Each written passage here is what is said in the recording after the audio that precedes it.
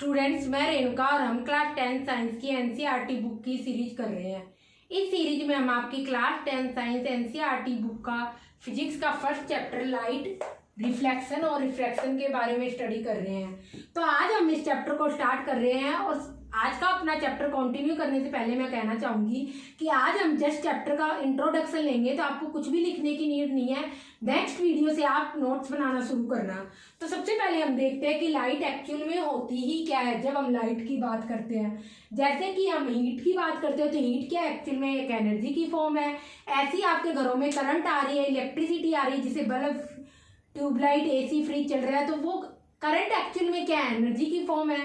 तो वैसे ही हम कहेंगे लाइट भी क्या है, एक एनर्जी की फॉर्म है। तो एक्चुअल में लाइट है क्या, एक एनर्जी की फॉर्म है। और लाइट हमेशा एक स्ट्रेट लाइन में ट्रेवल करती है। तो लाइट एक एनर्जी की फॉर्म है और लाइट हमेशा एक स्ट्रेट लाइन में ट्रेवल करेगी। स्ट्रेट लाइन में मीन जैसे कि ऐसे ऐसे ऐसे ऐसे, कैसे भी हम बोल सकते हैं, लाइट हमेशा एक स्ट्रेट लाइन में ट्रेवल करेगी। ये तो लाइट की होगी फर्स्ट प्रॉपर्टीज। और लाइट है क्या, लाइट हम कहेंगे लाइट एक एनर्जी की ही फॉर्म है और लाइट की कुछ प्रॉपर्टीज है, जैसे कि लाइट हमेशा एक स्ट्रेट लाइन में ट्रेवल करती है। इसके अलावा हम सेकंड प्रॉपर्टी कहेंगे लाइट की, लाइट को ट्रेवल करने के लिए किसी भी मीडियम की नीड नहीं होती। अब जैसे कि मैं बोल रही हूँ, आप लोग मुझे सुन रहे हैं, तो क्यों सुन पा रहे हैं, क्योंकि इस रूम में क्या एयर प्रेजेंट है। तो उस एयर के कारण, एयर में क्या गैसेस है, तो गैसेस के कारण आप क्या कर रहे हैं, कुल मिला के मीडियम प्रेजेंट है, उस कारण आप मेरे को सुन सकते हो। तो साउंड बिना मीडियम के ट्रैवल नहीं कर सकती। बट लाइट की जब हम बात करते हैं, तो लाइट को ट्रैवल करने के लिए किसी भी मीडियम की नीड नहीं होती। तो इसलिए हम कहते हैं कि सन हमसे कितना दूर है, पता है आपको, 150 मिलियन किलोमीटर अवे हमसे दूर है। और जबकि कितना दूर है पता है, 150 मिलियन किलोमीटर अवे। और फिर भी सनलाइट को हमारे तक पहुंचने में ओनली पता है कितना देर लगती है, 8 मिनट्स और 20 सेकेंड्स के अराउंड हमारे पास सनलाइट पहुंच जाती है। और जबकि सन है कितना दूर, 150 मिलियन किलोमीटर अवे, इतना ज़्यादा हमसे दूर है। और सनलाइट हमारे तक 8 मिनट 20 सेकेंड्स के अराउंड हमारे तक पहुंच जाती है। जबकि सन इतना दूर है, तो ऑब्वियसली क्या होता है, ऊपर बहुत सारी लेयर्स प्रेजेंट है। स्ट्रेटोस्फियर हो गया, थर्मोस्फियर हो गया, एक्जियोस्फियर हो गया। अगर आपको याद हो, आपने लोअर क्लासेज में ये सारे की सारी लेयर्स पढ़ रखी है। इसके अलावा भी और कई लेयर्स होती है, तो उनमें कई लेवल्स में बहुत कम अमाउंट में गैसेस प्रेजेंट होती है, न के बराबर क्या होती है, गैसेस प्रेजेंट होती है। तो वहां से भी सनलाइट हमारे तक पहुंच रही है। तो हम यहाँ पर लाइट की बात कर रहे हैं, तो ऐसे कह सकते हैं कि लाइट को ट्रैवल करने के लिए किसी भी मीडियम की नीड नहीं होती। और जस्ट हम सनलाइट की बात नहीं कर रहे, अगर ट्यूबलाइट लाइट प्रोड्यूस कर रही है तो हम उसकी भी बात कर रहे हैं, वो भी लाइट ही है।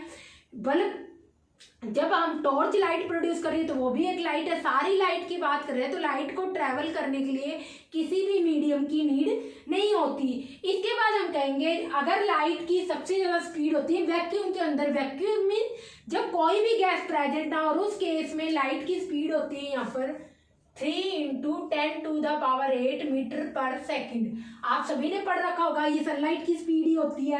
क्या स्पीड होती है, 3 × 10⁸ मीटर पर सेकेंड। हर एक सेकेंड में सनलाइट कितना ट्रैवल कर लेती है, 3 × 10⁸ मीटर ट्रैवल कवर कर लेती है सनलाइट एक सेकंड के अंदर। इसीलिए तो सनलाइट, जबकि सन हमसे इतनी दूर है और जबकि हमारे पास सनलाइट ओनली 8 मिनट 20 सेकेंड्स में पहुंच जाती है। तो यहाँ पर हम सभी टाइप की, जैसे कि लाइट की बात करेंगे, तो लाइट की क्या फिनोमिना आ गई यहाँ पर, लाइट हमेशा स्ट्रेट लाइन में ट्रैवल करती है। लाइट को ट्रैवल करने के लिए किसी भी मीडियम की नीड नहीं होती। वैक्यूम के अंदर क्या होती है, सबसे ज्यादा स्पीड होती है लाइट की 3 × 10⁸ मीटर पर सेकेंड। इसके अलावा हम जो फोर्थ प्रॉपर्टी है वो लाइट की कह सकते हैं कि लाइट को वेव नेचर और as well as particle nature दोनों ही शो करती है। बट आपकी क्लास 10th में हम हमेशा ओनली लाइट के वेव नेचर के बारे में पढ़ेंगे, इट मीन रेज के बारे में पढ़ेंगे। क्योंकि जो पार्टिकल नेचर है, जो कि पोलराइजेशन का फिनोमिना शो करता है, वो आप हायर क्लासेज में स्टडी करोगे। तो यहाँ पर हम लाइट के वेव नेचर के बारे में पढ़ेंगे और उसके रिगार्डिंग जो फिनोमिना है, रिफ्लेक्शन और रिफ्रैक्शन, उसके बारे में इस चैप्टर में स्टडी करेंगे। फर्दर नेक्स्ट चैप्टर में हम लाइट के और भी फिनोमिना देखेंगे। तो हम यहाँ पर जब बात करते हैं, मेन चैप्टर है लाइट की रिगार्डिंग, हम बात कर रहे हैं रिफ्लेक्शन की, कि रिफ्लेक्शन क्या होता है, जब भी लाइट कोई किसी भी ऑब्जेक्ट को हिट करती है, सभी लाइट की आप बात कर सकते हो, टॉर्च से लाइट आ रही है, ट्यूबलाइट से लाइट आ रही है, बल्ब से लाइट आ रही है, सारी की सारी हम लाइट की बात कर रहे हैं। तो जब भी कोई लाइट आती है और ऑब्जेक्ट से हिट होती है, हिट होने के बाद क्या होती है, वापस भेज दी जाती है, तो उस फिनोमिना को हम बोलेंगे क्या है, रिफ्लेक्शन है। ये रिफ्लेक्शन को शो कर रहा है। अब फॉर एग्जांपल यहाँ पर सनलाइट है और सन से लाइट आ रही है, सन की अलग अलग रेज आ रही है, ऐसे ऐसे ऐसे, और इस ऑब्जेक्ट जो कि फ्लावर है यहाँ पर हिट होने के बाद अलग अलग डायरेक्शन में चल जाती है। इट मीन रिफ्लेक्ट होने का, हिट होना मतलब रिफ्लेक्ट होने के बाद अलग अलग डायरेक्शन में चली जाती है। ये रे यहाँ चली जाती है, ये इस डायरेक्शन में, ये रे इस डायरेक्शन में। तो हम कहेंगे ये क्या होगा, एक रिफ्लेक्शन का फिनोमिना होगा, रिफ्लेक्शन को शो करेगा। तो लाइट का फिनोमिना क्या होगा, यहाँ पर रिफ्लेक्शन होगा और ये रिफ्लेक्शन को शो करेगा। जैसे कि आप एक दीवार पर बॉल मारते हो और बॉल वापस आपके पास आ जाती है, तो वो कुछ इस तरीके से हम बोल सकते हैं क्या होगी, रिफ्लेक्शन होता है।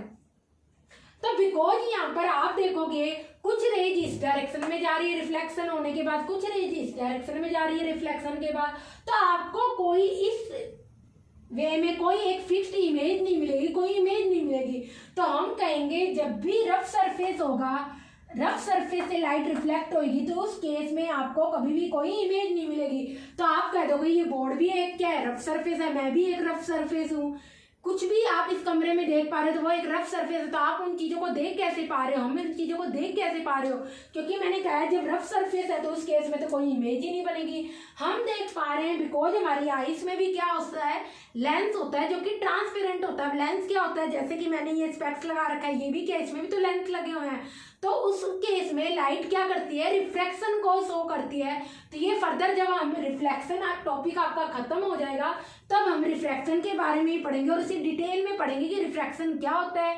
और नेक्स्ट चैप्टर में भी आप डिटेल में एक्सप्लेनेशन के साथ स्टडी करोगे कि आपकी आईज में कैसे इमेज बनती है रेटिना के ऊपर और कैसे रिफ्लेक्शन होता है लाइट का।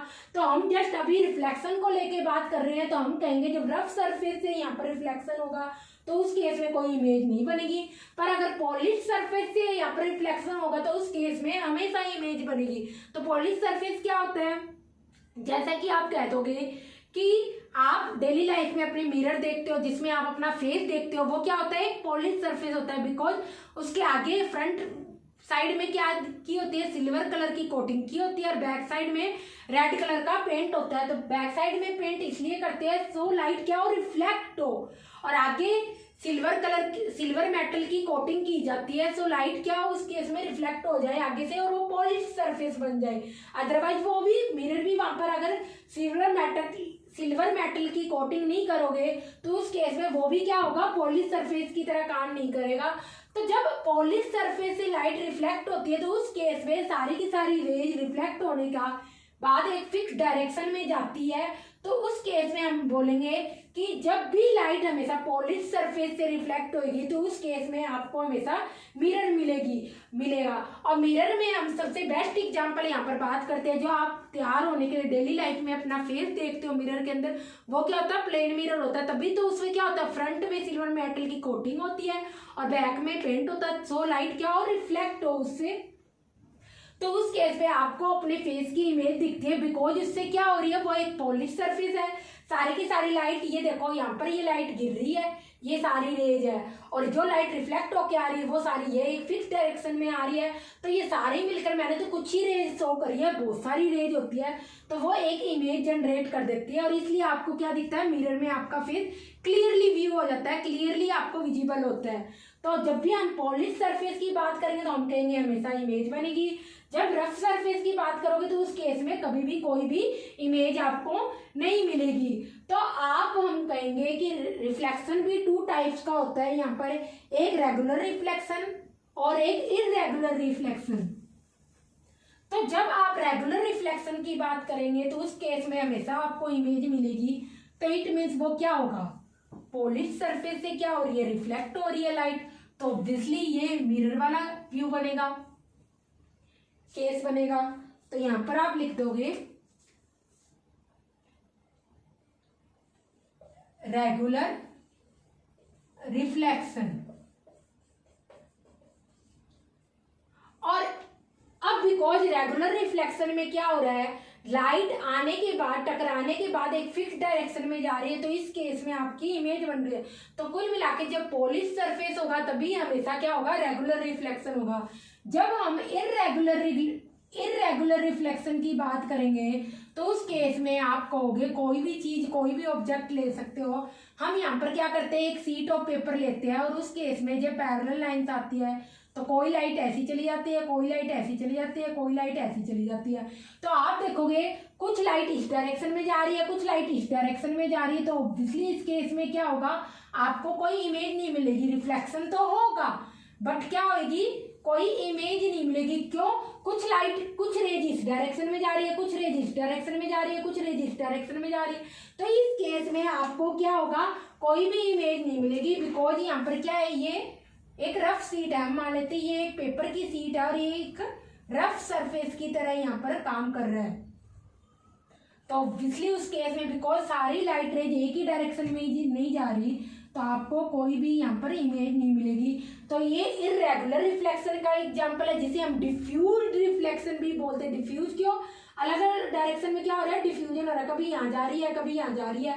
और जबकि रेगुलर रिफ्लेक्शन में जब भी हम बात करेंगे तो पॉलिश सरफेस की बात करेंगे और वहां पर हमेशा आपको इमेज मिलेगी। बिकॉज एक ही डायरेक्शन में क्या हो रही है, सारी लाइट रिफ्लेक्ट होने के बाद आ रही है, तो हमेशा आपको यहाँ पर इमेज जनरेट होगी। और पॉलिश सरफेस में आप बात कर सकते हो प्लेन मिरर की, जो आप डेली लाइफ में अपनी यूज करते हो।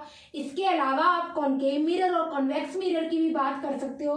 तो कॉनकेव मिरर और कॉन्वेक्स मिरर का आपका बेस्ट एग्जाम्पल होगा स्पून, चम्मच।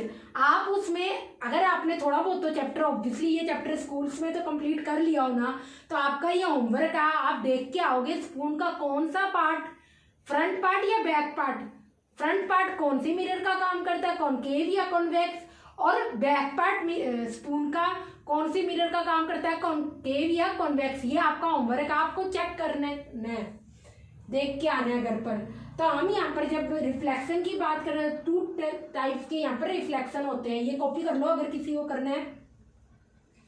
तो इसके बाद हम देखते हैं रिफ्लेक्शन को हम शो कैसे करेंगे और रिफ्लेक्शन के लॉज क्या होते हैं। तो जब भी हम रिफ्लेक्शन की बात करते हैं तो हम हमेशा क्या लेते हैं, ऑब्जेक्ट का यहाँ पर क्या लेंगे, एक साइड लेके चलते हैं और उसके परपेंडिकुलर हम क्या ड्रॉ करते हैं, एक लाइन ड्रॉ करते हैं जिसे हम बोलते हैं नॉर्मल। और जो रे उस पॉइंट पर आके गिरती है उस ऑब्जेक्ट पर, उसे हम बोलते हैं इंसिडेंट रे। और जो लाइट हिट होने के बाद जाती है उसे हम बोलते हैं रिफ्लेक्टेड रे। तो आप देखोगे जैसे कि हमने ये यहाँ पर पॉलिश सरफेस लिया, तो पॉलिश सरफेस को आप हमेशा ऐसे ही शो करोगे और इसको एम डैश लिख सकते हो, क्योंकि मिरर क्या होता है, एम से स्टार्ट होता था, एम डैश लिख दिया। अब हम इस मिरर का यहाँ पर क्या ले रहे हैं, फ्रंट साइड ले रहे हैं और इसके परपेंडिकुलर हम क्या कर रहे हैं, यहाँ पर एक लाइन ड्रॉ कर रहे हैं और जिसे हम बोलेंगे यहाँ पर नॉर्मल। ये आपका होगा नॉर्मल। तो जस्ट क्या होगा, हम कहेंगे आप इस मिरर की फ्रंट साइड ले रहे हो, तो इट मीन्स इस साइड के क्या होगा, एकदम परपेंडिकुलर जो लाइन होगी वो हमेशा क्या होगा, नॉर्मल होगा, नॉर्मल। और जो लाइट इस पर आकर गिरेगी हम बोलेंगे वो क्या होगी, इंसिडेंट रे होगी। जैसे कि ये लाइट, तो ये रे क्या हुई, इंसिडेंट रे। और लाइट इससे हिट होने के बाद जो जाएगी वो हम कहेंगे क्या होगी, रिफ्लेक्टेड रे। तो जो लाइट आके ऑब्जेक्ट पर गिर रही है वो होगी इंसिडेंट रे और ये होगा आपका नॉर्मल। नॉर्मल को आप, बिकॉज नॉर्मल एन से स्टार्ट हो रहा है तो इसे आप एन नाम दे सकते हो। और जो लाइट आ रही है वो होगी इंसिडेंट रे, जो लाइट हिट होने के बाद जाएगी वो होगी रिफ्लेक्टेड रे। इंसिडेंट रे जो नॉर्मल के साथ एंगल बनाती है उसे हम बोलते हैं आई। इंसिडेंट कहाँ से स्टार्ट हो रहा है, आई से, तो इसे आई नाम दे दिया एंगल को। और ऐसे ही जो रिफ्लेक्टेड रे नॉर्मल के साथ एंगल बनाती है, बिकॉज रिफ्लेक्टेड आर से स्टार्ट हो रहा है तो उसे हम नाम दे देंगे आर एंगल।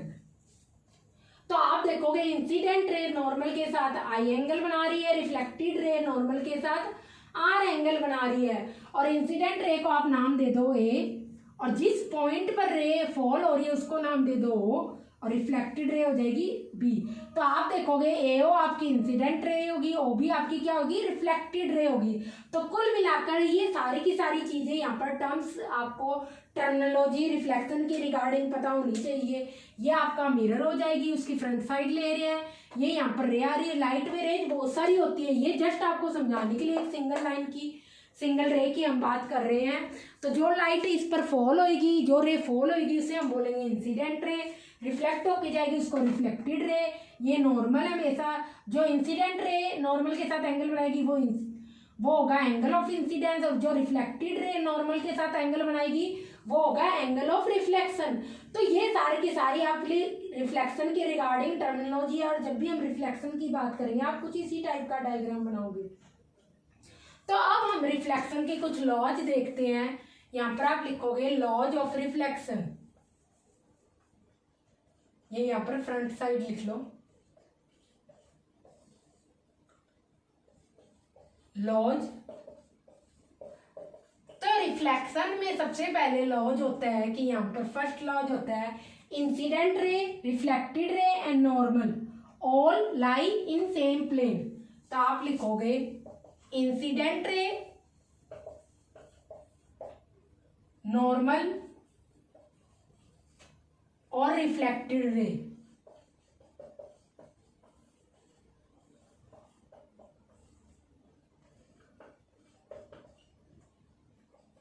सारे के सारे एक ही प्लेन में क्या करेंगे, यहाँ पर लाई करेंगे, मतलब एक ही प्लेन में हो गए।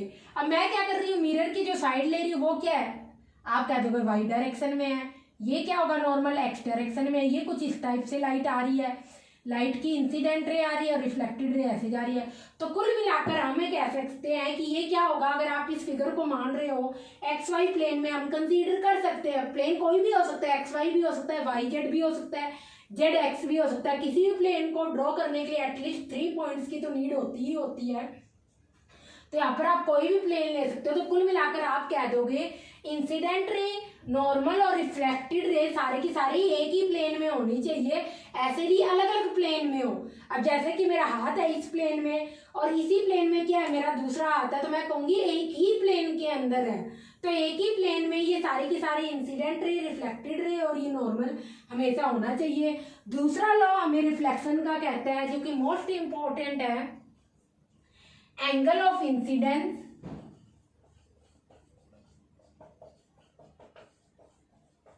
Is equal to angle of reflection.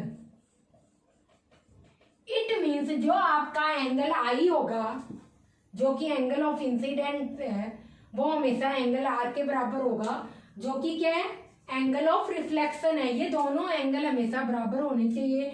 It means normal से जो एंगल ये होगा वही नॉर्मल से हमेशा एंगल ये होगा। रिफ्लेक्शन के केस में हम बात कर रहे हैं।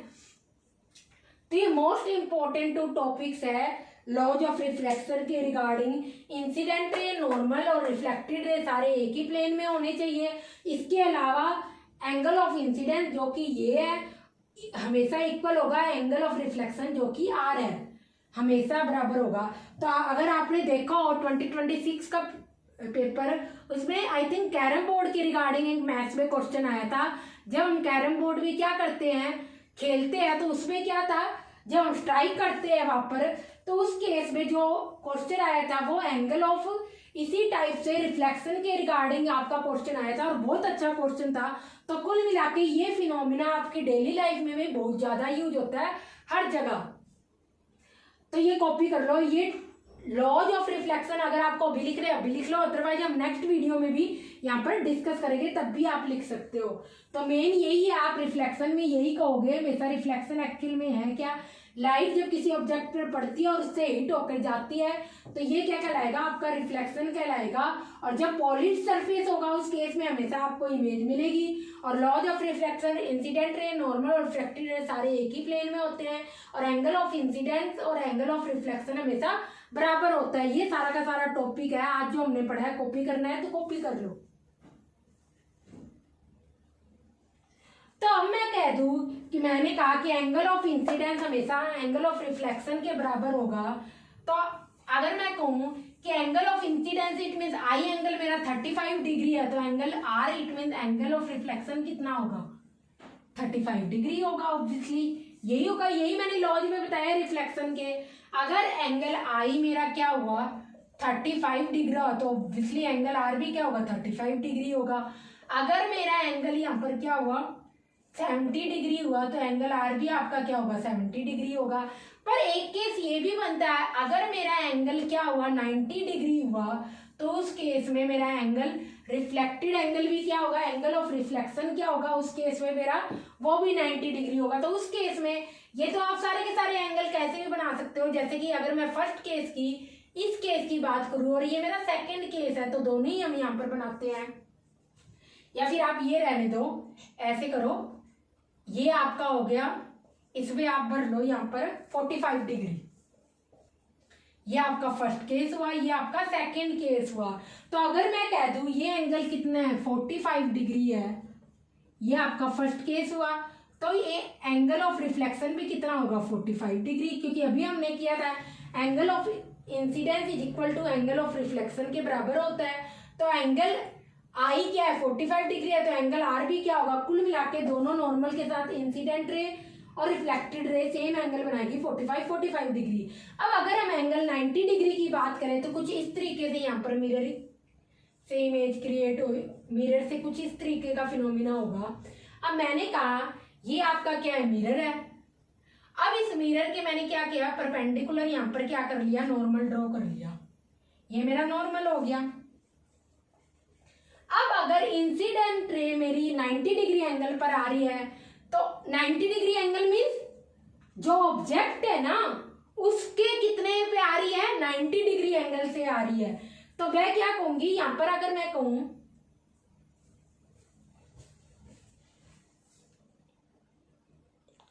तो यहां पर अगर मैं कहूं लाइट, ये जो यहां पर एंगल 90 डिग्री नहीं होगा, सॉरी, मैं कहूंगी जो लाइट है ऑब्जेक्ट जो कि यहाँ पर क्या काम कर रहे हैं, यहाँ पर पॉलिश सरफेस कर रहा है काम, इसके क्या आ रही है परपेंडिकुलर आ रही है 90 डिग्री पे आ रही है। तो उस केस में अगर मैं कहूँ एंगल ऑफ इंसिडेंस हमारा क्या होगा, अगर लाइट क्या आ रही है, लाइट की रेज इस पॉलिश सरफेस के यहाँ पर मिरर के यहाँ पर क्या आ रही है परपेंडिकुलर आ रही है, इट मीन्स 90 डिग्री पे आ रही है, तो लाइट कैसे आएगी बिल्कुल नॉर्मल की क्या आएगी पैरेलल आएगी। तो नॉर्मल के साथ क्या एंगल बनाएगी यहाँ पर, ये मेरी इंसिडेंट रे होगी। तो नॉर्मल के साथ क्या, अगर मैं कहूँ मिरर के क्या परपेंडिकुलर है तो नॉर्मल भी क्या मिरर के परपेंडिकुलर है, तो आप कहोगे नॉर्मल के साथ इंसिडेंट रे क्या एंगल बनाएगी, ऑब्वियसली 0 डिग्री एंगल बनाएगी। तो अगर यहाँ पर इंसिडेंट रे 0 डिग्री एंगल बना रही है तो नॉर्मल के साथ जब इससे लाइट रिफ्लेक्ट होगी इस पॉइंट से और वो भी कुछ ऐसे ही जाएगी सेम पाथ से, और उस केस में भी नॉर्मल के साथ क्या एंगल बनेगा 0 डिग्री। तो ये एक स्पेशल केस है जब हम कहेंगे कि अगर कोई लाइट आ रही है और वो मिरर के क्या है या ऑब्जेक्ट के क्या है परपेंडिकुलर है, जब भी हम यहाँ पर बात कर रहे हैं अगर लाइट की रेज आ रही है और मिरर के परपेंडिकुलर आ रही है तो उस केस में आपका एंगल ऑफ इंसिडेंस और एंगल ऑफ रिफ्लेक्शन दोनों ही क्या होंगे 0 डिग्री होंगे। इट मीन्स जिस पाथ से लाइट आएगी सेम एग्जैक्ट उसी पाथ से लाइट वापस चली जाएगी। तो ये आपकी इंसिडेंट रे को शो कर रखा है मैंने, और ये आपकी यहाँ पर रिफ्लेक्टेड रे को शो कर रखा है। रिफ्लेक्टेड रे हो जाएगी बिकॉज आपकी नॉर्मल भी क्या है मिरर के परपेंडिकुलर लाइट की रे आ रही है, वो भी क्या है नो इस मिरर के परपेंडिकुलर। तो कोई मिला के नॉर्मल के साथ इंसिडेंट रे कितना एंगल बनाएगी, ऑब्वियसली कोई भी एंगल नहीं बनाएगी, तो हम 0 डिग्री बोल सकते हैं। अगर इंसिडेंट रे नॉर्मल के साथ 0 डिग्री एंगल बना रही है, जो कि ये मैंने जाने का साइन शो कर रहा है और रिफ्लेक्ट होने का सिंबल एरो ये है, और रिफ्लेक्ट होने के बाद भी वो क्या बनाएगी 0 डिग्री शो करेगी। इट मीन्स कुल मिला के आप ऐसे कह सकते हो जिस पाथ से लाइट आएगी उसी पाथ से बिल्कुल वापिस चली जाएगी जब angle of incidence equal to होगा 0 डिग्री के बराबर, जो कि एंगल ऑफ रिफ्लेक्शन होगा। और लाइट कब, ये केस कब प्रोड्यूस होगा, जब लाइट क्या फॉल होगी मिरर के ऊपर या ऑब्जेक्ट के ऊपर 90 डिग्री एंगल पर क्या होगी फॉल होगी, या 90 डिग्री एंगल पर यहाँ पर क्या होगी यहाँ पर परपेंडिकुलर यहाँ पर फॉल होगी, तो उस केस में आपका एंगल ऑफ इंसिडेंस और एंगल ऑफ रिफ्लेक्शन क्या होगा, हमेशा 0 डिग्री होगा। तो जब भी आप एंगल की बात करोगे, एंगल ऑफ इंसिडेंस और एंगल ऑफ रिफ्लेक्शन, तो एक चीज हमेशा आपको ध्यान रखनी है, हम नॉर्मल के साथ जो रेज दोनों लाइट की एंगल बनाते हैं, हम वही एंगल ऑफ इंसिडेंस और एंगल ऑफ रिफ्लेक्शन लेंगे। कल आप ऐसे मत कहने लग जाना कि मिरर के साथ क्या एंगल बना रही है, वो एंगल ऑफ रिफ्लेक्शन या रिफ्लेक्शन नहीं होगा। ये देखो, ये नॉर्मल है, ये रे जा रही है, इसने नॉर्मल के साथ क्या एंगल बनाया, ये एंगल ऑफ इंसिडेंस है, और रिफ्लेक्टेड रे ने नॉर्मल जो कि ये लाइन खींची हुई इसके साथ ये एंगल बनाया, ये क्या है, एंगल ऑफ क्या है, रिफ्लेक्शन है।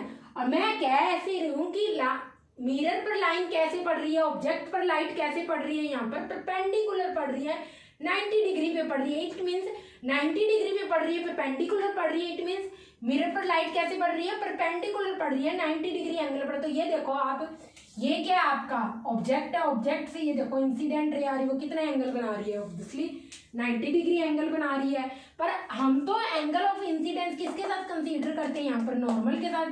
तो नॉर्मल भी इसी लाइन पर है, इंसिडेंट रे भी यही पाथ फॉलो कर रही है, और रिफ्लेक्टेड लाइट भी यही पाथ फॉलो कर रही है। तो कुल मिलाकर यहाँ पर एंगल ऑफ इंसिडेंस और एंगल ऑफ रिफ्लेक्शन दोनों ही क्या हो जाएंगे, ये आपका सेकंड केस होगा, 0 डिग्री हो जाएगा। और जबकि जब हम बात कर रहे हैं कि एंगल ऑफ इंसिडेंस और एंगल ऑफ रिफ्लेक्शन 45 ही कोई भी अदर हो, तो उस केस में कुछ इस टाइप का केस प्रोड्यूस होगा। तो आज हमने जो चैप्टर का कुल मिला के इंट्रोडक्शन था वो सारा का सारा ले लिया कि रिफ्लेक्शन क्या होता है, एंगल ऑफ इंसिडेंस क्या होता है, एंगल ऑफ रिफ्लेक्शन क्या होता है, लॉज ऑफ रिफ्लेक्शन क्या होता है। अब कल से जो हमारा मेन टॉपिक है हम वो स्टार्ट करेंगे कि प्लेन मिरर से रिफ्लेक्शन कैसे होता है, और इसके बाद कॉनकेव मिरर से और कॉन्वेक्स मिरर से रिफ्लेक्शन कैसे होता है। तो आप एक बार ये सारा का सारा अपनी बुक से पढ़ के आना है, एक बार जो भी मैंने समझाया है सारा का सारा, या वीडियो अच्छे से देख रहा, तो नेक्स्ट वीडियो में आपका सारा का सारा लेक्चर अच्छे से समझ आएगा।